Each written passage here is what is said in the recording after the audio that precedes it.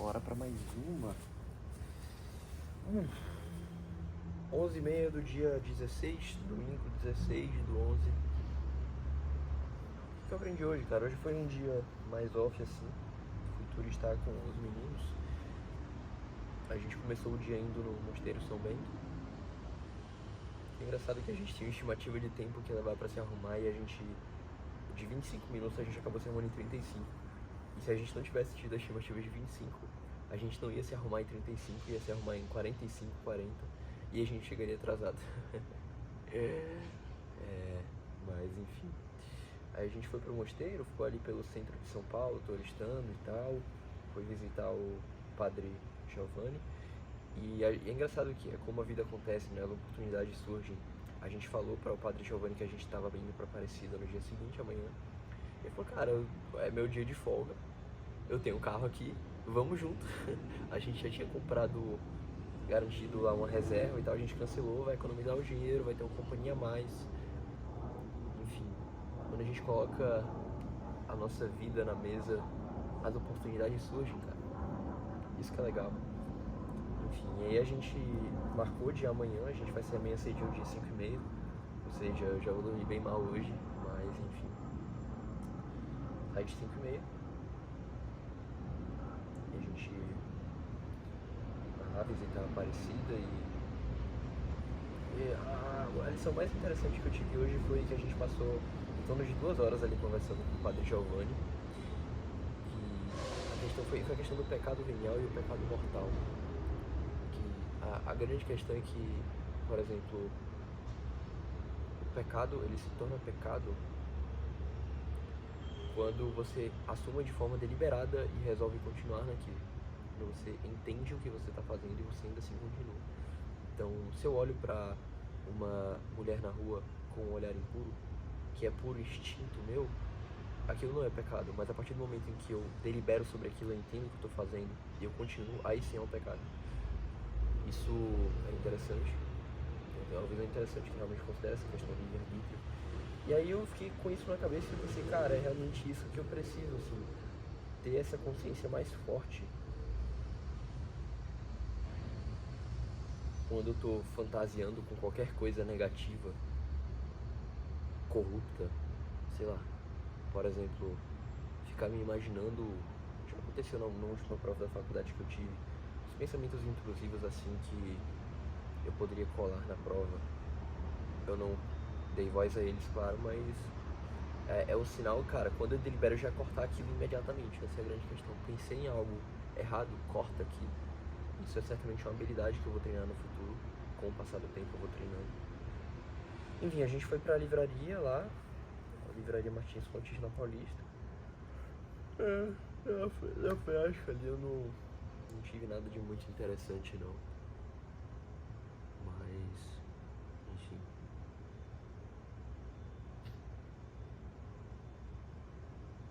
E a gente foi pro Ibirapuera, foi um dia tranquilo assim. Foi um dia tranquilo, a gente foi pro Ibirapuera, caminhou um pouco.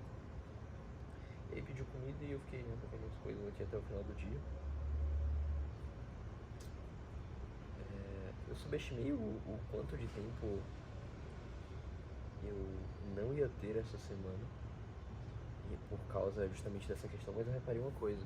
Hoje no mosteiro teve um momento bem marcante, assim, que na hora da confissão eu resolvi me ajoelhar ali e ficar um bom tempo refletindo num altarzinho ali na lateral da igreja. Acho que é o confessionário que fala. Falei, cara, o que eu preciso pra realmente mudar? Porque em muitos momentos na minha vida eu percebo, cara, esse aqui pode ser o momento em que eu deixo de ser quem eu era e passo a ser quem eu vou ser no futuro. E é um momento de transição, é a chave, é um momento chave em que eu vou deixar de ser quem eu era pra mudar. E eu tenho esse pensamento em vários momentos do meu dia. Eu preciso entender que isso é muito um impulso do meu ego até, de querer uma mudança rápida. De falar, a partir de agora eu mudei, pronto, acabou. Isso é utópico, né? Mas eu fico pensando até que ponto eu consigo criar realmente uma mudança. E hoje eu fiquei nessa pensando, cara, porque eu tô nessa posição meio de limbo, assim, principalmente em relação a amanhã, porque eu teria a oportunidade de lograr indulgência em Aparecida. Só que um passo para lograr indulgência é a questão de comungar, né? E eu não comunguei, porque eu até hoje não senti essa firmeza de comungar. E aí eu fiquei nessa, cara, o que eu preciso, e a única coisa que eu lembrei foi do diálogo do anjo, que a mensagem final era apenas faça, como se doar inteiramente, apenas faça, apenas cumpra o objetivo da sua existência, faça o que é bom, faça o que você sabe que precisa fazer, não pense, não planeje, faça. E aí eu fiquei com isso na cabeça lá quando eu tava ajoelhado, faça, o que eu preciso fazer, cara? E aí a minha decisão foi largar o celular. A mesma coisa que eu já tinha pensado nos últimos dias, né? Foi realmente largar o celular. E eu larguei o celular e eu passei o dia, eu vivi o dia melhor. Eu vivi mais o tédio do dia também, mas eu reparei que eu preciso fazer mais isso, cara. E amanhã vai ser um dia chave. Amanhã vai ser uma experiência muito boa, amanhã Aparecida. E eu preciso levar isso a sério, cara, de fazer. Eu acabei caindo no mesmo erro quando eu cheguei em casa hoje de noite. Eu entrei no celular, comecei a rolar o feed sem perceber. É isso, é mais ou menos essa questão de, cara, ganha consciência, sai na hora. Eu preciso ter essa regra clara pra mim. Ativei a consciência, corto. Ou seja o que for. O que eu estiver fazendo de errado.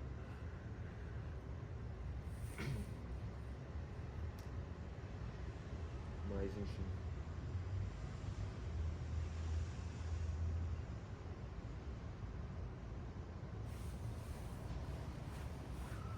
Cara, não sei, eu tenho um pressentimento ruim, me veio um pensamento meio ruim sobre a viagem de amanhã.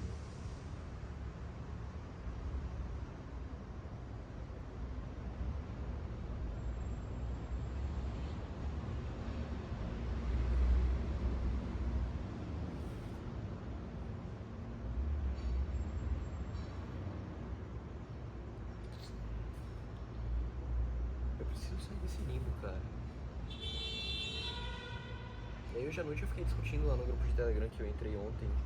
É engraçado como as coisas se conectam também, porque o meu amigo Pedro, que eu falei na Nossa Senhora do Brasil, ele me recomendou um canal de um cara chamado Dr. Romulo. E aí eu entrei no canal desse cara, entrei no grupo desse cara e comecei a debater umas questões de filosofia, dessa questão de sentido da vida, enfim. De uma conversa que eu tive com o Cauê no podcast, que era relacionada os pontos de vista antagônicos que a gente tinha. Ele com a questão de hedonismo como a melhor forma de viver, já que a vida não tem sentido. Ele leva muito ao absurdismo de Camus para isso. E eu no aspecto de existe a bondade, o autodesenvolvimento e a melhor forma de viver é seguindo rumo a isso, não tendo o prazer como objetivo. Não otimizar o prazer, mas otimizar a bondade. Uma hierarquia de valores mais estruturada no meu caso. Aí eu fui debater isso no grupo, né? E o pessoal... É complicado, porque eles respondem uma cadeia lógica muito eficiente com a questão de Deus. É tudo muito consistente, cara. A cadeia lógica de São Tomás de Aquino, uma vez que você assume as premissas, tudo funciona, sabe? Tudo funciona. Mas eu tenho dificuldade com essas premissas e... enfim...